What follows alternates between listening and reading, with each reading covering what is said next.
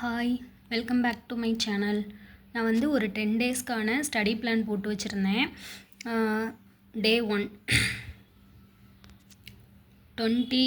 November 20 வந்து Tamil 10th new book ஃபுல்லாக முடிச்சுட்டு மேக்ஸில் வந்துட்டு சிம்பிளிஃபிகேஷன் பார்க்கணும் அப்படின்னு சொல்லிட்டு என்னோடய 10 டேஸ் ஸ்டடி பிளானில் ஃபஸ்ட்டு ஷெடியூல் இது தான். அதை வந்துட்டு நான் கம்ப்ளீட் பண்ணிட்டேன். ஃபுல்லாக new book 10th new book ஃபுல்லாமே நான் வந்து படித்து முடிச்சிட்டேன். எல்லாமே ஃபுல்லாக கவர் பண்ணியாச்சு, படிச்சுட்டேன் நான் வந்துட்டு.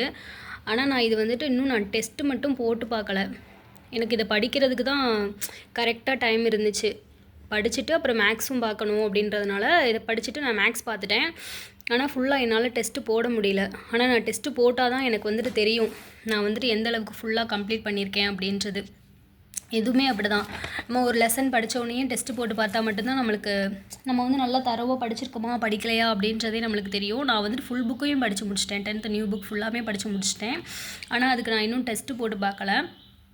யூடியூப்பில் வந்துட்டு நிறைய ஃப்ரீ டெஸ்ட்லாம் போட்டிருக்காங்க. அதெல்லாம் நான் எடுத்து பார்த்தேன். ஒவ்வொன்றுக்கும் இயல் வைஸ் தான் கொடுத்துருந்தாங்க. இயல் 1லேருந்து 3 வரைக்கும், அப்புறம் 4லேருந்து 6 வரை, அப்புறம் 7லேருந்து 9 வரை, அந்த மாதிரி 3 லெசன் அந்த மாதிரி கொடுத்துருந்தாங்க. மொத்தமாக 10th ஃபுல்லாக அப்படின்றது நான் பார்க்கும்போது வரல. உங்களுக்கு யாருக்காவது அந்த இது தெரிஞ்சிச்சு அப்படின்னா எனக்கு வந்து கமெண்ட் பண்ணுங்கள்.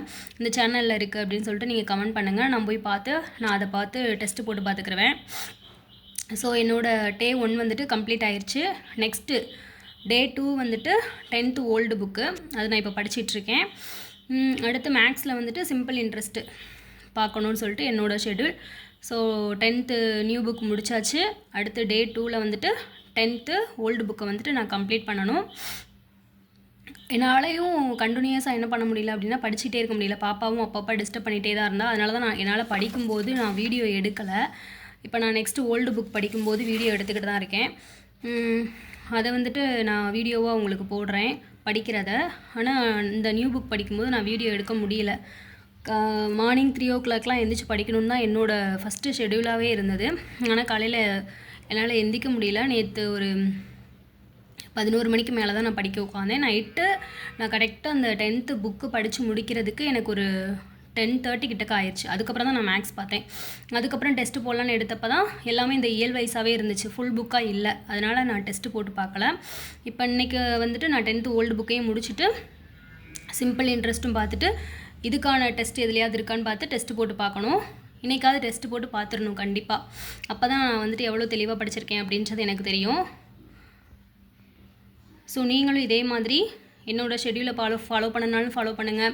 இல்லை உங்களுக்கு எந்த மாதிரி படிக்கணும்னு தோணுதோ அந்த மாதிரி நீங்கள் ஸ்டடி பிளான் போட்டு படிங்க. இன்றைக்கி நம்ம இதை கம்ப்ளீட் பண்ணணும் அப்படின்னா கண்டிப்பாக நம்ம கம்ப்ளீட் பண்ணியே ஆகணும். யாருக்காகவும் எதுக்காகவும் அதை வந்துட்டு நம்ம விட்டு கொடுத்துடவே கூடாது. அந்த இதை படித்து முடிச்சுட்டு அதுக்கப்புறமா நீங்கள் போய் தூங்குங்க. அது மாதிரி தான் நேற்று எனக்கு 10:30 கிட்டக்க ஆனாலுமே நான் படிச்சுட்டு தான் தூங்கணும்னு சொல்லிட்டு இருந்தேன். அதே மாதிரி நீங்களும் உட்காந்து படிங்க. கண்டிப்பாக நம்மளால் படிக்க முடியும். இந்த குரூப் 4ல் வந்துட்டு நம்ம கண்டிப்பாக வேலை வாங்கிடலாம். தேங்க்யூ.